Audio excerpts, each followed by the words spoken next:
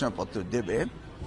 আমি প্রথমত এই 24-এর যে জুলাই 36 এই আন্দোলনে যারা আত্মহতি দিয়েছেন এবং যেই কারণে সেকেন্ড রিপাবলিক তারা আশা করছে, এটা একটি সুন্দর ভাবনা ভবিষ্যৎ প্রজন্মের বাংলাদেশের জন্য। এই ঘোষণাপত্র নিশ্চয়ই একটি আগামী দিনের একটি পথরেখা তারা করে যাবে, সেটা তারা ভাবছে এবং আমি মনে করি এই ভাবনাটি তাদের ঠিক রয়েছে। যদি তারা আগেই 8ই আগস্ট যদি বিপ্লবী সরকারটা গঠন করত, তাহলে হয়তো বা বিষয়টি আমরা অন্যভাবেও দেখতাম। তবে অপেক্ষায় রইলাম, ঘোষণাপত্রটি দেখি এবং নিশ্চয়ই এতে তাদের ভাবাবেগ এবং ভবিষ্যৎ বাংলাদেশ এ নিয়ে তাদের ভাবনা থাকবে এবং কি করতে হবে সেই ব্যাপারেও ছাত্ররা আমাদেরকে বলবে এবং সেইভাবেই নিশ্চয়ই যারা সরকার রয়েছেন তারা সেই ভাবনা নিয়ে কাজ করবে, এটাই আমার ভাবনা।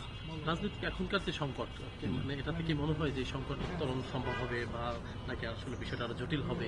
কালকে বিষয়টা নিয়েই আর কি না, এটাকে আমি সংকট হিসেবে মনে করি না, কারণ সরকার বলছে স্পষ্টভাবে যেটা তাদের বিষয় নয়। এটি নিতান্তই ছাত্রদের একটি ভাবনা থেকে এই ইশতেহারটি বা এই ঘোষণাপত্রটি হবে আমি বিশ্বাস করি।